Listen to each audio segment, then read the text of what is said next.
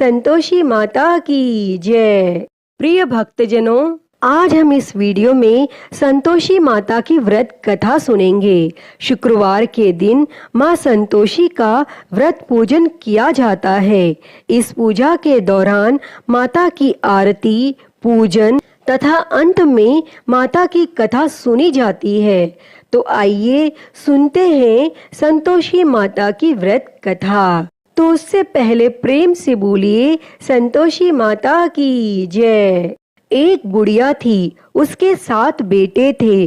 6 कमाने वाले थे जबकि एक निकम्मा था। बुढ़िया 6 बेटों की रसोई बनाती, भोजन कराती और उनसे जो कुछ जूठन बचता वह 7वें को दे देती। एक दिन वह अपनी पत्नी से बोला, देखो मेरी माँ को मुझ पर कितना प्रेम है। तब वह बोली, क्यों नहीं, सबका जूठा जो तुमको खिलाती है। तब वह बोला, ऐसा नहीं हो सकता, मैं जब तक आंखों से न देख लूं नहीं मान सकता। तब बहू हंसकर बोली, देख लोगे तब तो मानोगे। और फिर कुछ दिनों बाद एक त्योहार आया। घर में 7 प्रकार के भोजन और चूरमे के लड्डू बने। तब वह जांचने को सिर दुखने का बहाना कर पतला वस्त्र सिर पर ओढ़े रसोई घर में सो गया। वह कपड़े में से सब देखता रहा। 6 भाई भोजन करने आए। उसने देखा माँ ने उनके लिए सुंदर आसन बिछा नाना प्रकार की रसोई परोसी और आग्रह करके उन्हें जिमाया, और यह सब वह देखता रहा।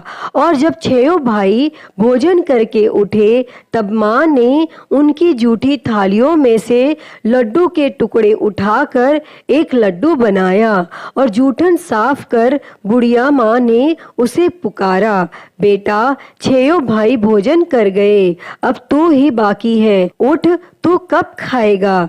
और वह कहने लगा, माँ मुझे भोजन नहीं करना, मैं अब परदेश जा रहा हूँ। माँ ने कहा, कल जाता हो तो आज चला जा। वह बोला, हाँ हाँ आज ही जा रहा हूँ। और यह कहकर वह घर से निकल गया। और चलते समय पत्नी की याद आ गई और वह गौशाला में उपले थाप रही थी। तब वहां जाकर वह बोला, हम जावे परदेश, आवेंगे कुछ काल, तुम रहियो संतोष से धर्म अपना पाल। तब वह बोली, जाओ पिया आनंद से रहो, हमारो सोच हटाए, राम भरोसे हम रहे, ईश्वर तुम्हें सहाय। 2 निशानी आपन देख धरू मैं धीर, सुधी मति हमारी बिसारियो, रखियो मन गंभीर। तब वह बोला, मेरे पास तो कुछ नहीं, यह अंगूठी है सो ले लो और अपनी कुछ निशानी मुझे दे दो। वह बोली, मेरे पास क्या है, यह गोबर भरा हाथ है। यह कहकर उसकी पीठ पर गोबर के हाथ की थाप मार दी और वह वहां से चल दिया। चलते चलते दूर देश पहुंचा और वहां पर एक साहूकार की दुकान थी। वहां जाकर वह कहने लगा, भाई मुझे नौकरी पर रख लो। तब साहूकार को भी जरूरत थी। वह बोला, रह जा।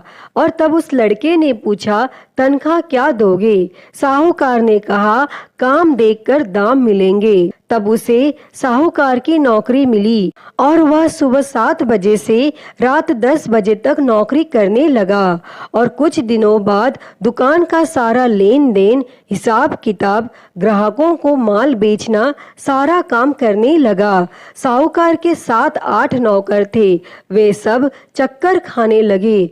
यह तो बहुत होशियार बन गया। तब सेठ ने भी इसका काम देखा और 3 महीने में ही उसे आधे मुनाफे का हिस्सेदार बना लिया और कुछ वर्ष में ही वह नामी सेठ बन गया और वह मालिक सारा कारोबार उस पर छोड़कर चला गया। और इधर उसकी पत्नी को सास ससुर दुख देने लगे। सारी गृहस्थी का काम करा के उसे लकड़ी लेने जंगल में भेजते। इस बीच घर के आटे से जो भूसी निकलती उसकी रोटी बनाकर रख दी जाती और फूटे नारियल की नारेली में पानी। एक दिन वह लकड़ी लेने जा रही थी। रास्ते में बहुत सी स्त्रियां संतोषी माता का व्रत करती दिखाई दी। वह वहां खड़ी होकर कथा सुनने लगी और पूछा कि बहनों, तुम किस देवता का व्रत करती हो और उसके करने से क्या फल मिलता है? यदि तुम इस व्रत का विधान मुझे समझा कर कहोगे तो मैं तुम्हारा बड़ा एहसान मानूंगी। तब उनमें से एक स्त्री बोली, सुनो, यह संतोषी माता का व्रत है। इसके करने से निर्धनता, दरिद्रता का नाश होता है और जो कुछ मन में कामना हो सब संतोषी माता की कृपा से पूरी होती है। तब उसने उससे व्रत की विधि पूछी। तब वह भक्तिन स्त्री बोली, 1.25 आने का गुड़ चना लेना, इच्छा हो तो 5.25 आने का लेना या 1.25 रुपए का भी सहूलियत के अनुसार लाना। बिना परेशानी और श्रद्धा वो प्रेम से जितना भी बन पड़े सब लेना। प्रत्येक शुक्रवार को निराहार रहकर कथा सुनना। इसके बीच क्रम टूटे नहीं, लगातार नियम पालन करना। सुनने वाला कोई ना मिले तो घी का दीपक जला के उसके आगे या फिर जल के पात्र को सामने रखकर कथा कहना। और जब कार्य सिद्ध ना हो तो नियम का पालन करना। कार्य सिद्ध हो जाने पर व्रत का उद्यापन करना। और 3 मास में माता फल पूरा करती हैं। यदि किसी के ग्रह खोटे भी हों तो भी माता वर्ष भर में कार्य सिद्ध करती हैं और फल सिद्ध होने पर उद्यापन करना चाहिए, बीच में नहीं। उद्यापन में 2.5 सेर आटे का खाजा तथा इसी परिणाम से खीर तथा चने का साग करना। 8 लड़कों को भोजन कराना। जहाँ तक मिले देवर, जेठ, भाई बंधु के हों, न मिले तो रिश्तेदारों और पास पड़ोसियों को बुलाना, उन्हें भोजन कराना। यथाशक्ति दक्षिणा दे माता का नियम पूरा करना और उस दिन घर में खटाई न खाना। यह सुन बुढ़िया के लड़के की बहुत चल दी और रास्ते में लकड़ी के बोझ को बेच दिया और उन पैसों से गुड़ चना ले माता के व्रत की तैयारी कर आगे चली और सामने मंदिर देखकर पूछने लगी, यह मंदिर किसका है? सब कहने लगे, संतोषी माता का मंदिर है। और यह सुनकर वह माता के मंदिर में जाकर चरणों में लौटने लगी और विनती करने लगी, माँ, मैं निपट अज्ञानी हूँ, व्रत के कुछ भी नियम नहीं जानती, मैं दुखी हूँ। हे माता, हे जगत जननी, मेरा दुख दूर कर, मैं तेरी शरण में हूँ। तब माता को दया आई और एक शुक्रवार बीता कि दूसरे को उसके पति का पत्र आया और तीसरे शुक्रवार को उसका भेजा हुआ पैसा आ पहुंचा। यह देख जेठ जेठानी मुंह सिकोड़ने लगी। लड़के ताने देने लगे। काकी के पास पत्र आने लगे, रुपया आने लगा। अब तो काकी की खातिर बढ़ेगी। बेचारी सरलता से कहती, भैया कागज आवे रुपया आवे, हम सब के लिए अच्छा है। ऐसा कहकर आंखों में आंसू भरकर मातेश्वरी के चरणों में गिरकर रोने लगी। माँ, मैंने तुमसे पैसा कब मांगा है? मुझे पैसे से क्या काम है? मुझे तो अपने सुहाग से काम है। मैं तो अपने स्वामी के दर्शन मांगती हूँ। तब माता ने प्रसन्न होकर कहा, जा बेटी, तेरा स्वामी आएगा। यह सुनकर खुशी से बावली होकर घर में जा काम करने लगी। अब संतोषी माँ विचार करने लगी, इस भोली पुत्री को मैंने कह तो दिया कि तेरा पति आएगा, लेकिन कैसे? वह तो इसे स्वप्न में भी याद नहीं करता। उसे याद दिलाने को मुझे ही जाना पड़ेगा। और इस तरह संतोषी माता उस बुढ़िया के बेटे के पास जा स्वप्न में प्रकट होकर कहने लगी, साहूकार के बेटे सो रहा है या जागता है? तब वह कहने लगा, माता, सोता भी नहीं जागता भी नहीं हूँ, कहो क्या आज्ञा है? माँ कहने लगी, तेरे घर बार कुछ है कि नहीं?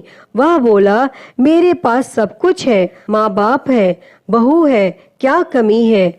माँ बोली, भोले पुत्र, तेरी बहू घोर कष्ट उठा रही है। तेरे माँ बाप उसे परेशानी दे रहे हैं। वह तेरे लिए तरस रही है, तू उसकी सुध ले। तब वह बोला, हाँ माता, यह तो मालूम है, परंतु जाऊं तो कैसे? परदेश की बात है, लेन देन का कोई हिसाब नहीं, कोई जाने का रास्ता नहीं आता, कैसे चला जाऊं? तब संतोषी माँ कहने लगी, मेरी बात मान, सवेरे नहा धोकर संतोषी माता का नाम ले, घी का दीपक जला, दंडवत कर और दुकान पर जा बैठ। देखते देखते सारा लेन देन चुक जाएगा, जमा का माल बिक जाएगा, सांझ होते होते धन का भारी ढेर लग जाएगा। अब वह माता की बात मानकर अगले दिन नहा धोकर संतोषी माता को दंडवत, घी का दीपक जला, दुकान पर जा बैठा। थोड़ी देर में देने वाले रुपया लाने लगे और लेने वाले हिसाब लेने लगे। कोठे में भरे सामान के खरीदार नकद दाम दे सौदा करने लगे। शाम तक धन का भारी ढेर लग गया। मन में माता का नाम ले, चमत्कार देख प्रसन्न हो घर ले जाने के वास्ते गहना, कपड़ा, सामान खरीदने लगा और वह काम से निपट तुरंत घर को रवाना हुआ। उधर उसकी पत्नी जंगल में लकड़ी लेने जाती, लौटते वक्त माता जी के मंदिर में विश्राम करती और वह तो उसके प्रतिदिन रुकने का जो स्थान ठहरा, वह धूल उड़ती देख माता से पूछती है, हे माता, यह धूल कैसे उड़ रही है? तब माता कहती है, हे पुत्री, तेरा पति आ रहा है, अब तू ऐसा कर, लकड़ियों के 3 बोझ बना ले, एक नदी के किनारे रख, दूसरा मेरे मंदिर पर व तीसरा अपने सिर पर। तेरे पति को लकड़ियों का गट्ठर देख मोह पैदा होगा और वह यहाँ रुकेगा, नाश्ता पानी खाकर माँ से मिलने जाएगा। तब तू लकड़ियों का बोझ उठाकर जाना और चौक में गट्ठर डालकर जोर से आवाज लगाना, लो सासू जी, लकड़ियों का गट्ठर लो, भूसी की रोटी दो, नारियल के खेपड़े में पानी दो, आज मेहमान कौन आया है। तब उसने संतोषी माता से बहुत अच्छा कहकर वह प्रसन्न मन से लकड़ियों के 3 गट्ठर बनाती है, एक नदी के किनारे पर और एक माता जी के मंदिर पर रखती है। इतने में मुसाफिर आ पहुंचा। सूखी लकड़ियां देख उसकी इच्छा उत्पन्न हुई कि हम यहीं पर विश्राम करें और भोजन बनाकर खा पीकर गांव जाएं। और इस तरह रुककर भोजन बना, विश्राम करके वह गांव को गया, सबसे प्रेम से मिला। उसी समय सिर पर लकड़ी का गट्ठर लिए वह उतावली सी आती है, लकड़ियों का भारी बोझ आंगन में डालकर जोर से 3 आवाज देती है, लो सासू जी, लकड़ियों का गट्ठर लो, भूसी की रोटी दो, आज मेहमान कौन आया है। यह सुनकर उसकी सास बाहर आकर अपने दिए हुए कष्टों को भुलाने हेतु कहती है, बहू, ऐसा क्यों कहती है? तेरा मालिक ही तो आया है, आ बैठ, मीठा भात खा, भोजन कर, कपड़े गहने पहन। उसकी आवाज सुन उसका पति बाहर आता है, अंगूठी देख व्याकुल हो जाता है। माँ से पूछता है, माँ यह कौन है? माँ बोली, बेटा यह तेरी बहू है, जब से तू गया है तब से सारे गांव में भटकती फिरती है, घर का काम काज कुछ नहीं करती, 4 पहर आकर खा जाती है। वह बोला, ठीक है माँ, मैंने इसे भी देखा और तुम्हें भी, अब दूसरे घर की ताली दो, उसमें रहूंगा। माँ बोली, ठीक है, जैसा तेरी मर्जी। तब वह दूसरे मकान की 3री मंजिल का कमरा खोल सारा सामान जमाता है। एक दिन में राजा के महल जैसा ठाट बाट बन गया। अब क्या था, वह सुख भोगने लगी। और इतने में शुक्रवार आया। उसने पति से कहा, मुझे संतोषी माता के व्रत का उद्यापन करना है। पति बोला, खुशी से कर लो। वह उद्यापन की तैयारी करने लगी। जेठानी के लड़कों को भोजन के लिए कहने लगी। उन्होंने मंजूर किया, परंतु पीछे से जेठानी ने अपने बच्चों को सिखाया, देखो भोजन के समय खटाई मांगना। जिससे उसका उद्यापन पूरा न हो। और लड़के जिमने आए, खीर खाना पेट भर खाया, परंतु बाद में खाते ही कहने लगे, हमें खटाई दो, खीर खाना हमको नहीं भाता, देखकर अरुचि होती है। वह कहने लगी, भाई खटाई किसी को नहीं दी जाएगी, यह तो संतोषी माता का प्रसाद है। तब लड़के उठ खड़े हुए, बोले, पैसा लाओ। भोली बहू कुछ जानती नहीं थी, उसने पैसे दे दिए। तब लड़के उसी समय हट करके इमली खटाई ले खाने लगे। यह देखकर बहू पर संतोषी माता ने कोप किया। राजा के दूत उसके पति को पकड़कर ले गए। जेठ जेठानी मनमाने वचन कहने लगे, लूट लूट कर धन इकट्ठा कर लाया है, अब सब मालूम पड़ जाएगा जब जेल की मार खाएगा। तब बहू से यह सहन नहीं हुआ और वह रोती हुई संतोषी माता के मंदिर गई और कहने लगी, हे माता, तुमने क्या किया? हंसाकर अब भक्तों को रुलाने लगी।